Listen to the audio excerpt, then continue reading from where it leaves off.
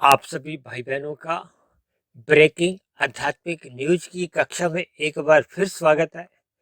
आज की चर्चा का विषय है खेल कूद के पीछे का रहस्य।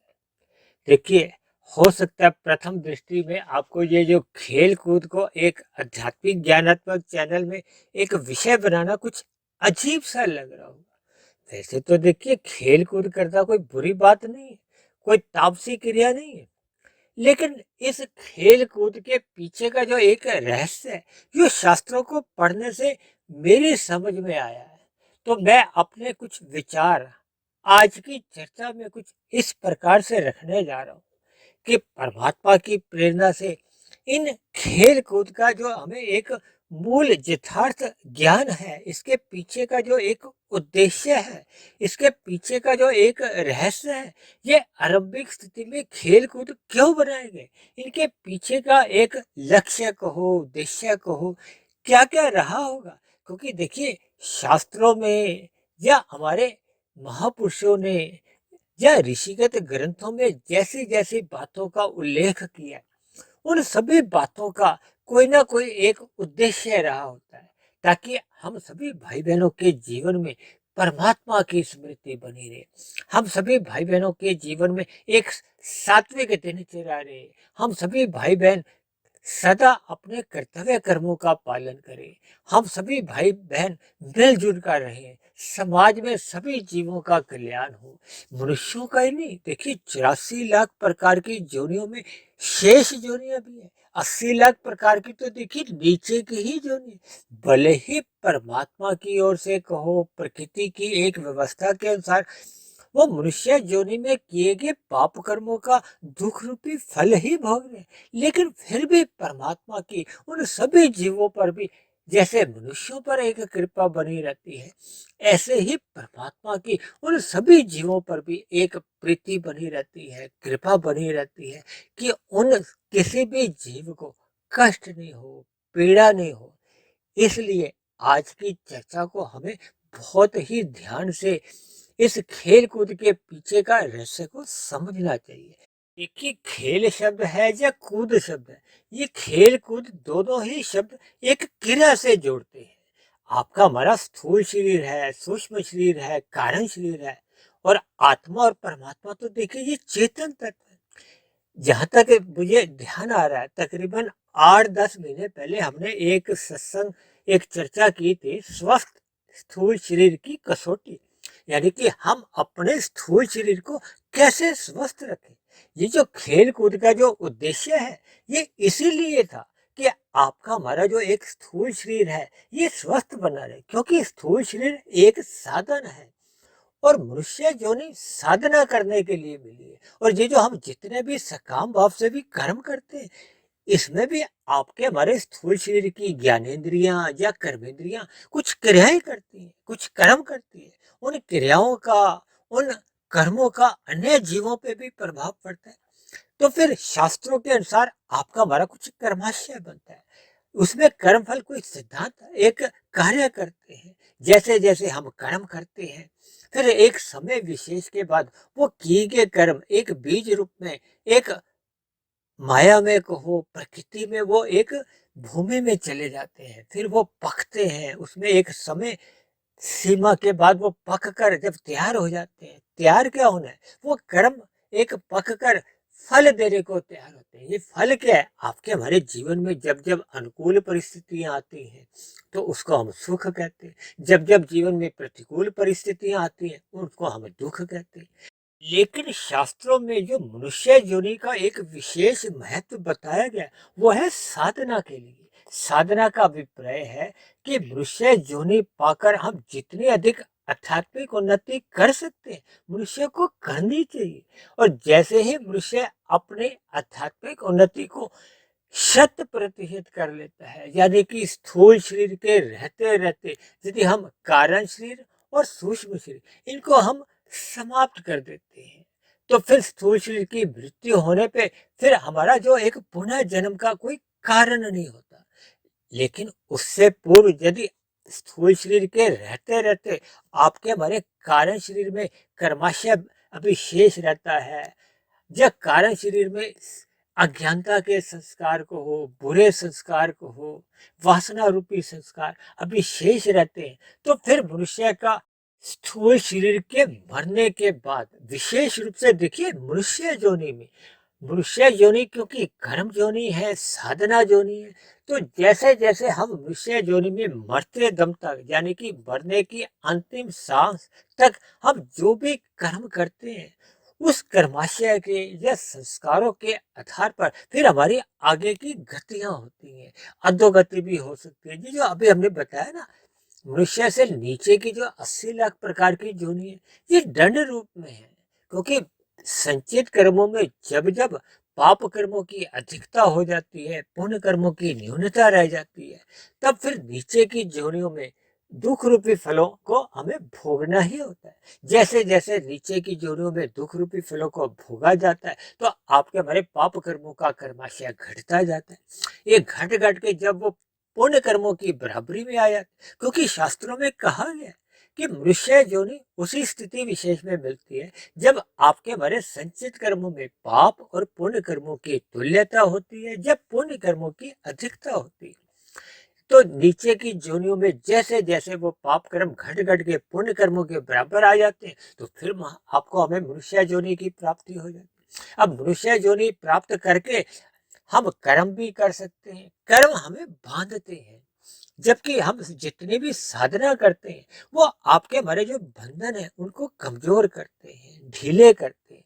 लेकिन ये जो खेल कूद के पीछे का जो एक रहस्य है, इसका अभिप्राय है कि आपका हमारा जो एक स्थूल शरीर है, क्योंकि स्थूल शरीर के रहते रहते ही साधना करना संभव है, इसलिए स्थूल शरीर का स्वस्थ रहना बहुत ही आवश्यक है। और स्थूल शरीर के स्वस्थ रखने के उद्देश्य से ही ये खेल कूद के एक विभिन्न प्रकार के खेल रचे गए, ताकि आपका हमारा जो स्थूल शरीर है वो एक स्वस्थ बना रहे, उसमें मानसिक विकास भी हो। देखिए शारीरिक विकास तो जब हम क्रियाएं करते हैं तो सहज ही होने लगता है, लेकिन मानसिक विकास यानी कि बुद्धि के स्तर पर भी आपका हमारा विकास हो और आपके हमारे जीवन की एक सकारात्मक दिशा हो। सकारात्मक दिशा का अभिप्राय है कि आपकी हमारी दिनचर्या में सात्विकता बनी रहे, हम परमात्मा के सम्मुख बने रहें, ताकि आपके हमारे जीवन में किसी भी प्रकार की कोई अधोगति की कोई संभावना ही नहीं हो। जब जब देखिए हम परमात्मा की सम्मुखता बनाते हैं, तो फिर आपके हमारे जीवन में पाप कर्म होने का तो प्रश्न ही नहीं होता। और जैसे जैसे ये सम्मुखता 50% से अधिक हो जाती है, यानी कि जब हम सतोगुण में रहना अपने एक स्वभाव बना लेते हैं, तब ऐसी स्थिति में विशुद्ध सतोगुण को लक्ष्य बनाकर फिर मनुष्य निष्काम भाव से कर्म करता है। ये जो आज हमने कहा है ना, ये खेल कूद के पीछे का रहस्य, देखिए आज संसार में कलयुग में क्या देखा जा रहा है कि इन खेल कूद के पीछे का जो एक लक्ष्य है वो स्वस्थ शरीर का होना या हमारी आपकी बुद्धि का एक विकास हो, ये लक्ष्य नहीं रहे, ये लक्ष्य गौण हो चुके हैं।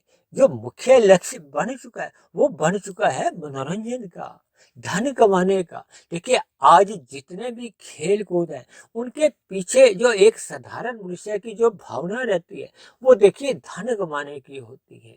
जो मनुष्य इन खेल कूदों में देखने में रुचि रखते हैं या अन्य प्रकार से जो अपना समय विशेष उसमें लगाते हैं, तो उसमें आप देखोगे कि देखिए विभिन्न प्रकार के कुछ ऐसे खेलों का प्रचलन हो रहा है जिसमें देखिए खिलाड़ी भी बिकते हैं, उनके दाम लगाए जाते हैं, फिर वो खेल मनोरंजन का एक साधन बन जाते हैं।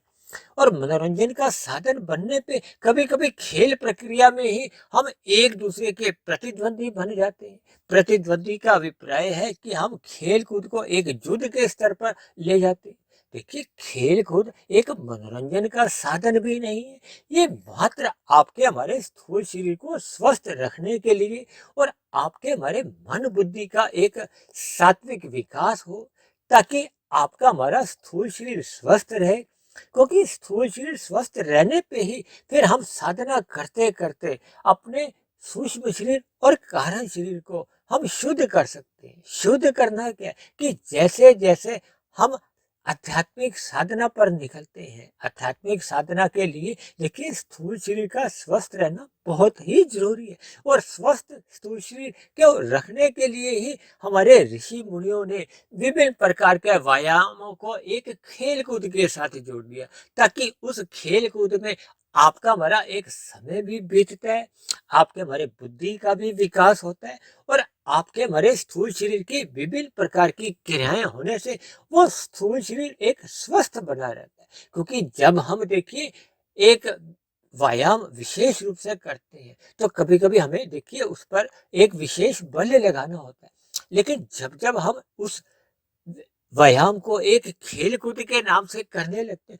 तो मनुष्य का मन भी बहलने लगता है। उसका कुछ हद तक देखिए एक सात्विक मनोरंजन भी होता है, और उसका स्थूल शरीर भी एक स्वस्थ दिशा में बना रहता है।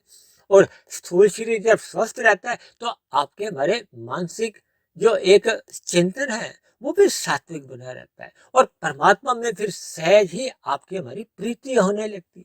देखिए आज टीवी पे भी विभिन्न प्रकार के जो हंसी मजाक के कुछ प्रोग्राम आते हैं, कुछ ऐसे कार्यक्रम दिखाए जाते हैं, या कभी कभी कुछ ऐसे मनोरंजन की बातें कही जाती हैं जिनका देखिए आपके हमारे आध्यात्मिक जीवन से कोई लेना देना नहीं रहता। उसमें केवल तमोगुण या रजोगुण ही बढ़ता है, और जब तक मनुष्य मिले हुए जीवन में अपना सत्वगुण नहीं बढ़ाता।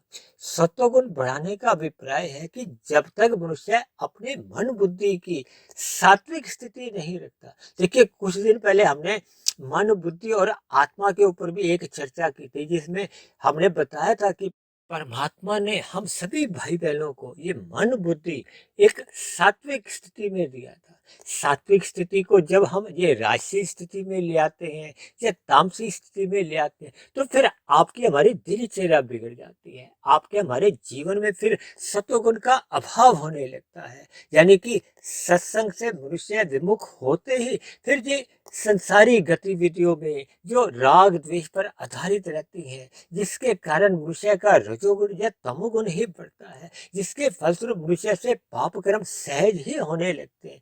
तब ऐसी स्थितियों में हमें ये खेल कूद के पीछे के रहस्य पर चिंतन करना चाहिए। यानी कि हमें उन्हीं प्रकार की खेल कूदों में एक सात्विक भाव रखने होंगे, जिससे समाज का एक भाईचारा बना रहे। आपके हमारे मन बुद्धि के स्तर पर ये राग द्वेष की भावनाएं जन्म ही नहीं लें। यानी हम सभी भाई बहनों को इन खेल कूद के पीछे का जो एक मूल रहस्य है, यानी कि आपका हमारा स्थूल शरीर स्वस्थ रहे, आपके हमारे मन बुद्धि का एक विकास हो, यानी कि उसमें विवेक शक्ति निरंतर बढ़ती जाए, ताकि परमात्मा में आपका हमारा मन टिकने लगे, हम ज्ञानमय स्थिति में रहे, और मिले हुए मनुष्य जोनि के एक लक्ष्य को पहचाने। लक्ष्य क्या है? कि हम परमात्मा को पा जाए। ऐसी सभी शुभ स्थितियां हम सभी भाई बहनों के जीवन में भी बने। तो आज की चर्चा को मैंने देखिए खेल कूद के पीछे के रहस्य को एक अपने व्यक्तिगत विचारों को एक रखा था।